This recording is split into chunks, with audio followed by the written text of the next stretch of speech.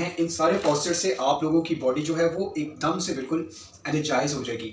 ये आप अपने ऑफिस में जब आते हैं तो अगर आप एक्सरसाइज को करके आते हैं तो दैट्स वेल एंड गुड। अगर आप समझते हैं कि आप थोड़ा सा लेथार्जिक हो रहे हैं, आप थोड़ा सा लेजीनेस की तरफ जा रहे हैं, सो इनमें से कोई 2-3 जो पॉस्चर्स हैं उसको परफॉर्म कीजिए और देखिए आपकी जो एनर्जी है वो एकदम से बूस्ट अप करेगी। Thank you very much and keep following yoga with TH.